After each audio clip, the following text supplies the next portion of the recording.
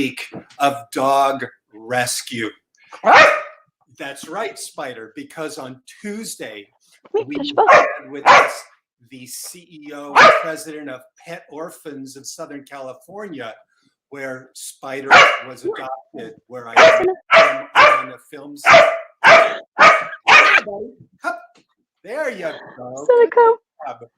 And then yesterday was a very special holiday. Yesterday was National Dog Rescue Day.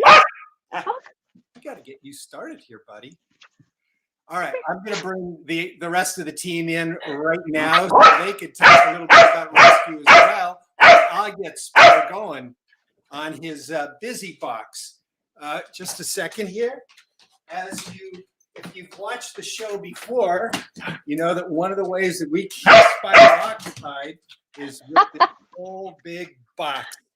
And inside this, we're going to walk from the laundry lounge over into the studio.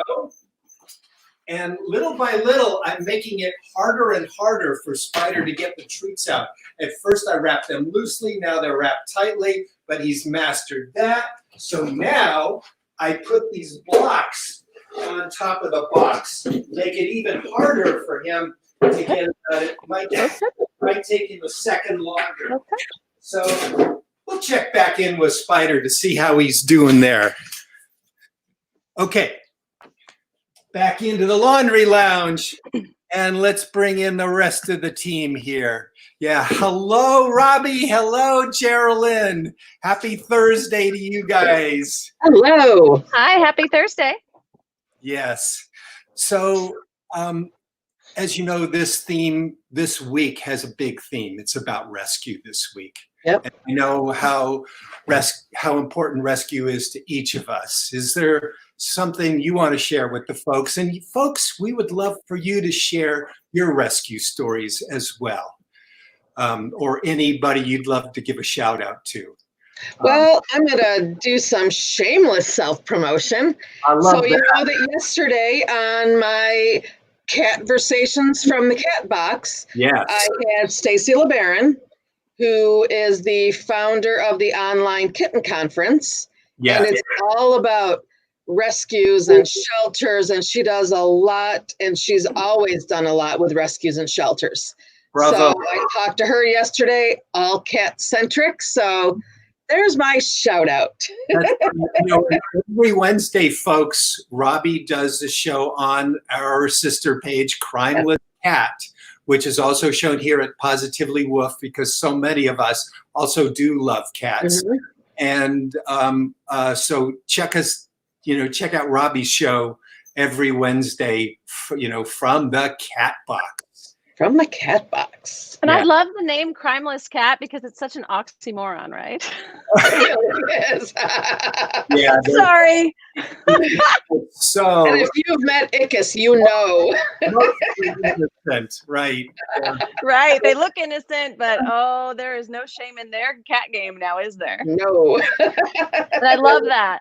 Geraldine, thinking about rescue this week So I actually have one rescue dog. Her name is Casey Moe, and I actually rescued her from a pet store. Pardon me? I rescued her from a pet store. Really? Oh, so wow.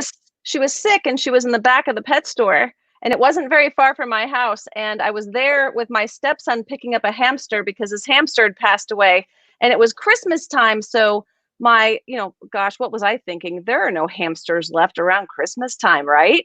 So we walked out with a hamster dog. We call her our very large hamster.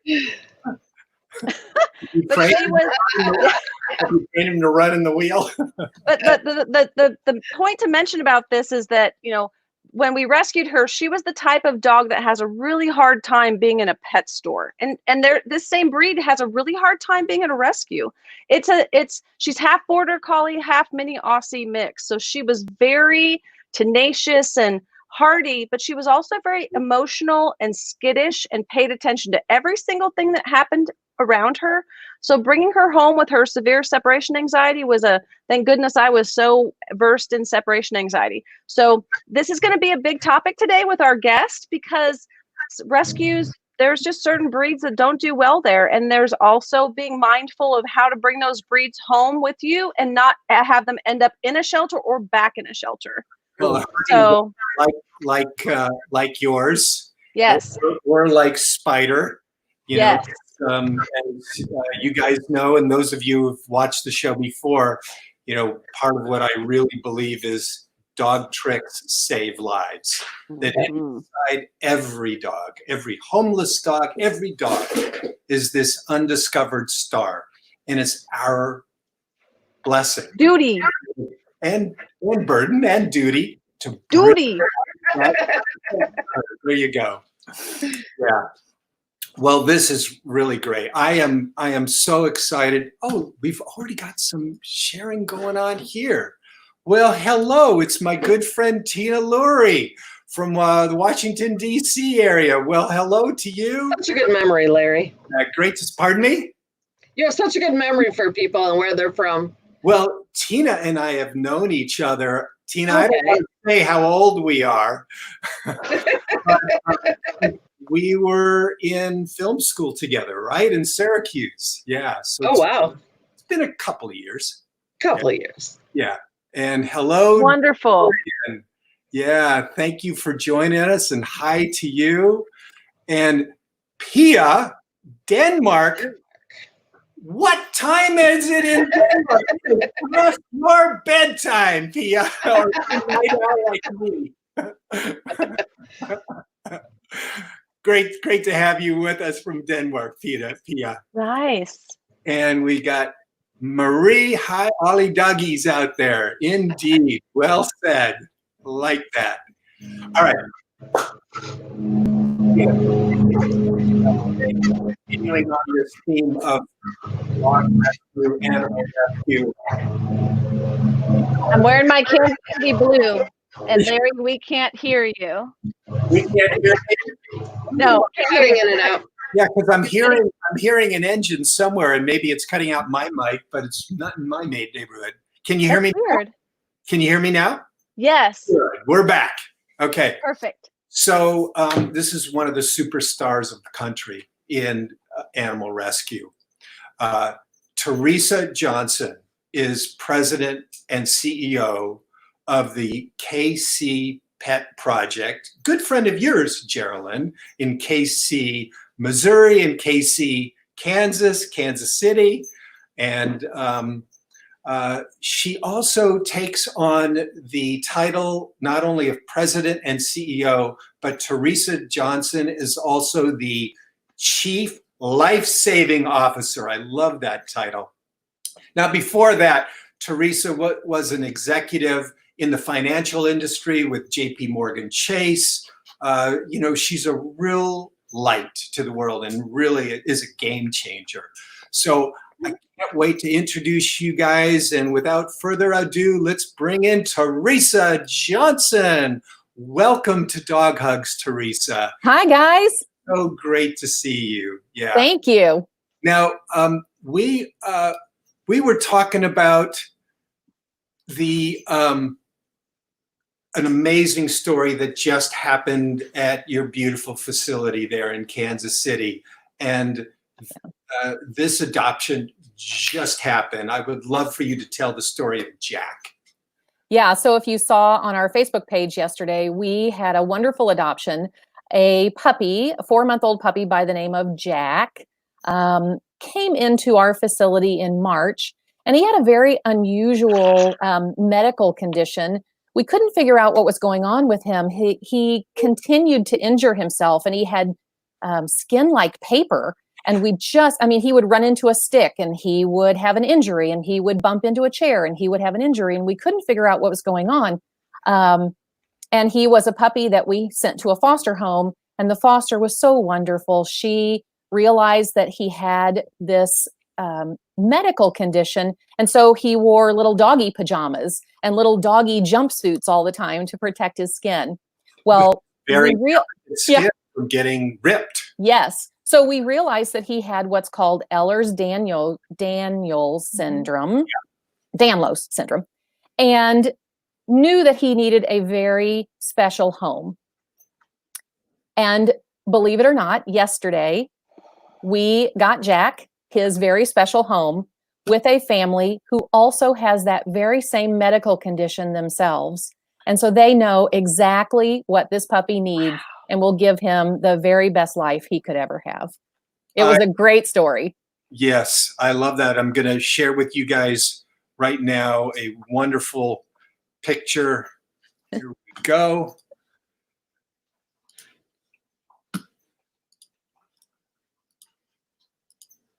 There you go. Yeah. There he is. And there's Jack in his pajamas with his new family. That I just love that story. Thank you so much for sharing that, Teresa. Oh, thank you. I'm excited to show off your new facility. I know how hard you worked on that, and it's pretty recent that this came into being. I know it was a multi-year project, and you opened it very recently, as I recall. Yes, we opened on New Year's Day. So January 1, we moved into our new building. So it's been a time in the making, I would say. So we're very excited to be here. Yes. Let me show the folks some images from the new facility. Just gorgeous. Now, how long did you work on this? So we had a vote in 2017. The voters of Kansas City. So this came through a general obligation bond, an $800 million general obligation bond that the city of Kansas City put out. And one of the projects that was included in that entire infrastructure project was the building of not only a new animal shelter, but the very first real animal shelter for the entire city of Kansas City, Missouri. Mm-hmm. Yes. So prior to that, we were in basically a construction shed, an old shed that was about 50 years old and very small. It was about 14,000 square feet for 10,000 animals a year. Oh, good grief. Oh, Larry, it was unbelievable. And this new facility is a dream. Yeah. Yeah. They deserve every minute of it for all their hard work and all the years of saving lives. This is just a dream for them. I wish they could have had this sooner. Amen. Mm-hmm. So it's January, then February, COVID starts to happen. And now here we are, March, April, May. And where are you at now? Yeah, we say all the time, we've never had a normal day yet or a normal month yet. Mm-hmm. It's been crazy from the moment that we've moved in. So we had a huge open house and a big ribbon cutting ceremony in January. In February, we had one of the Kansas City Chief players, Derek Noddy, sponsor the adoption fees for all the dogs in the shelter. So February was just crazy busy, and it was so fantastic what he did for us. And then March, we had COVID. And so we had to really pivot and do everything different than we had ever done before. Mm-hmm. What did you do? I mean, do you still have animals in the shelter at this today? We do, but what happened in March was we realized that we needed to find placement for all the dogs in our shelter and cats so that we could also lower the amount of staff and volunteers that would be needed to care for them every day, because we wanted to make sure that our staff and our volunteers would be safe. And so the first thing we did was to put out a call to our community for emergency fosters. And we never expected the response that we got. Nearly 900 people signed up immediately to be a foster. Doesn't that give you faith in humanity? Amen. Like, doesn't that just make you go, me, wow, dog or cat? Wow. Now, Carolyn, I mean, you've seen shelters all over this country. And the world. I mean, does that blow your mind? Yes. Oh, I was so happy when I first relocated back to Kansas City after having gone to college here. And and seeing the work that Kansas City Pet Project and other shelters had done in the area that I had actually helped in, that were barns when I assisted when I was 20. So it brought tears to my eyes to see this facility open and to see the care and the love and the giving and the nurturing and the community. And I could go on forever on how amazing this project and watching it come to fruition. And just, it was a part of my imagination all these years, and to see other people come in and just make this amazing space just lifted my heart and my spirits on faith in humanity in general. Oh, that's so thank you. Here. Yeah. So now having 800, close to 900, if I heard you correctly, folks who are fostering, what does fostering mean? Let's back up a minute and share with the folks what that means. So that just simply means that the public is signing up to take an animal from the shelter and temporarily take care of it, provide it, food and love. And I mean, really, it's just providing a home for a shelter animal and helping it get adopted. Yeah. And you learn I think so love much is more. required. Yeah. And So so much comes out love. of getting in a foster home. I mean, you learn so much about a dog or a cat once you put them in a home. They're just not, you're not going to know as much seeing them in a kennel at a shelter, and at a home, their personality comes out, and you can match a new family so much better once a dog or a cat has been in a foster home and you really understand their personality. Well, and it gives that environment where they feel like they can blossom because they're surrounded by that love, which I was mentioning just now. So weirdly, it's on the, it's so important to have that love to share, and those people have that to share. So that's such a great place to be able to plug in and help with the community and help with an animal, whether it stays with you and becomes a foster failure or goes on to the next family. It's now experienced a whole different set of skills, mastering some skills about just being that you can't always get in the shelter. So such a great gift those people have given, and so wonderful of the people of Kansas City, Overland Park, the whole metropolitan area. They're so wonderful and so giving, and I love that. Yeah. So thank them. So now that we're in the times of COVID, and I've got to share this photo, Teresa. Oh, very stylish. I love that. Love how you're strutting your style there. Yeah. It's my new work attire. New work attire. What? And so you go into the shelter not every hour of every day, but how do you work? How do you keep it safe? It's like, and what do you see that we're doing now, and what you're doing now is the future of being in shelters, working in shelters.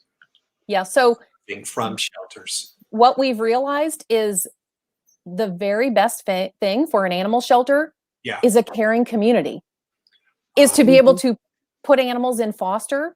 So right now, even at the end of May, we still have nearly 90% of all the animals in our organization in foster homes.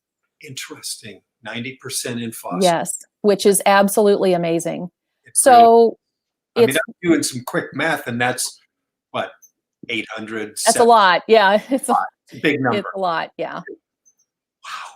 So to recruit that many volunteers who are willing to open up their homes and their hearts, wow, that's a big testament to building not only a beautiful building, but also a vibrant community. And I really applaud you for that. Thank you.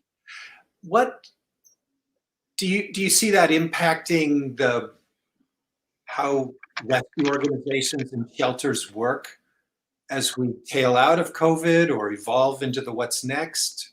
What do you see? Sure. So I think the amazing thing that's happened is that this just didn't happen in Kansas City. This happened in shelters across the entire United States from coast to coast. We saw a miracle happen through COVID. We saw shelters who never in the history of their organizations had ever been empty. shelters that had to euthanize for space, that had so many animals they didn't know where they were going to put them all, become empty, completely empty. And we realize that we can figure out how to continue this. And so when we look at what we can do for the communities, for our own communities, and so many animals come to shelters because their families have no other option, because they need to get help for them. And the only way they can get help for them is to relinquish them to a shelter. We want to make sure that people don't become displaced from their pets that they love. And so you will see, I believe, communities and shelters across the country begin to do so much more in the community to help people and pets stay together so that pets don't have to come to a shelter. Yes, that really is really key there. Mhm. That it is really a game changer. It's about building community. I love how you've turned this liability also into a hidden asset that always existed. Yeah. There will always be a need for temporary shelter for animals. Right. I think what we realize is that there are, in many cases, so many people who want to keep their pets, that love their pets. We know the love that pets bring to us, and how much we all love our dogs and cats. And there are people everywhere that have pets, but so many times, there is housing insecurity right now, and just financial insecurity, food insecurity. So many people barely have food resources for their families, and so they don't have food for their pets as well. And so trying to figure out those challenges and how we can help more people in the community allows many more of those pets to stay with their families and not have to come to a shelter, so that the ones who do have to come to shelters are the ones who really need it the most. Ooh, well said. Yeah. Hey, Well said. I've got to bring in a comment from one of the audiences. Geraldine, you might know this person. Here's Scott Reagan. Glad you're here and part of it. Great to have you with us here, Scott. Thanks, Scott.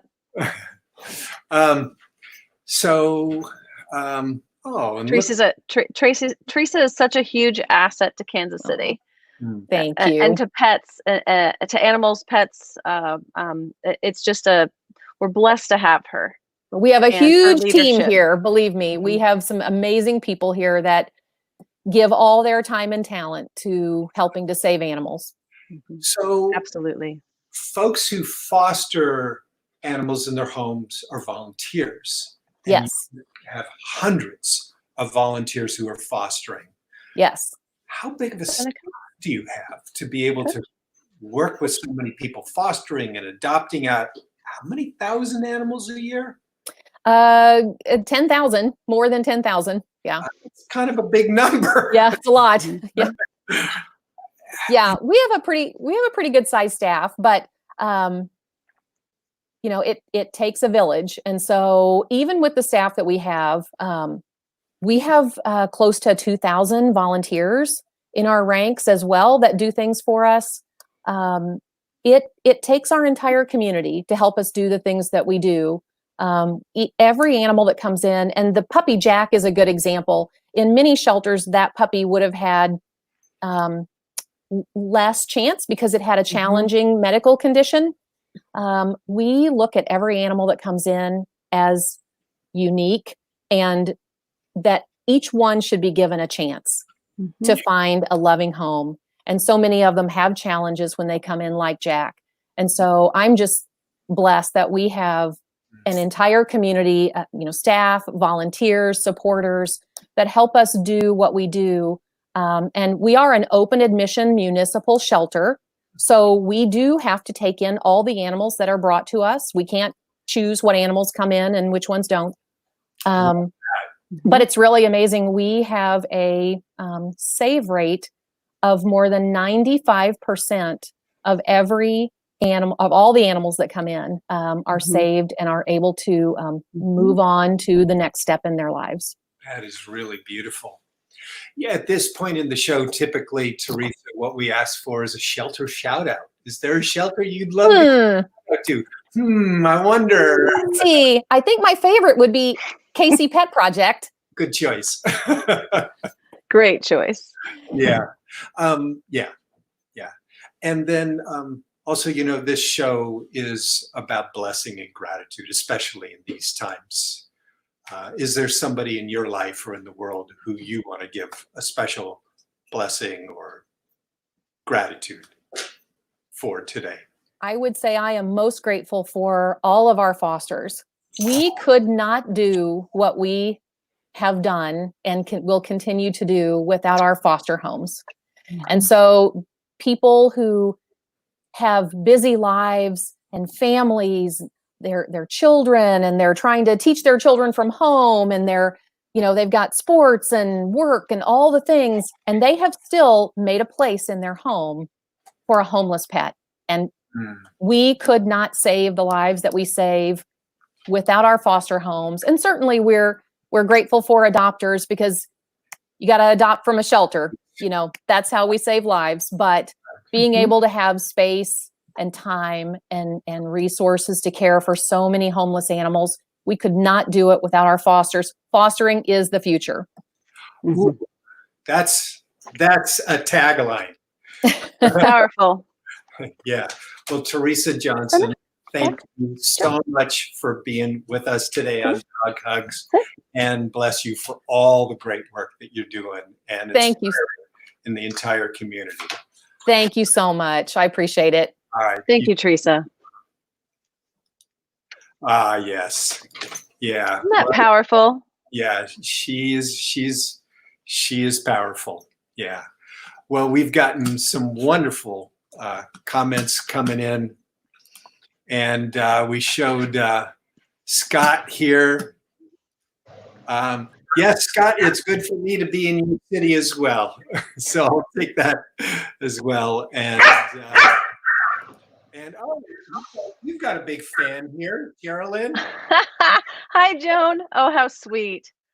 You're adorable. I love her. I've trained her puppies, and they are, oh yes, they're balls of fun. Let me tell you, they are barrels of fun. They're mini Aussie poodle mixes. So they are mini poodle, mini Aussie mixes. So let me just tell you, that little tiny body packs a punch. So Joan's been a great mom. She's done such an amazing job with them. So thanks for tuning in today. Plus, she's from Kansas City. She's actually in Lenexa, Kansas, not too far from Meowana offices. And she knows a lot about Kansas City Pet Project. So she's here to support them. Great. Oh, nice. And we also have Manish, our good friend Manish. Great to see you again, Manish. Nice. Very, very good. And you look darn cool, man. All right. I'll take that here. Yolanda, great to see you again today. Where's Yolanda from? You're in Mexico, right, my friend? I think we know each other, but I'm nice. Yes. Okay. Yes, of course we know each other. Yolanda. Okay.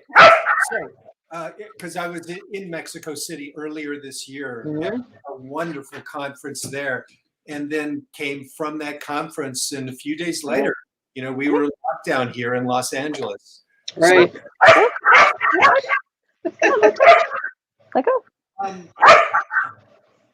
So, is there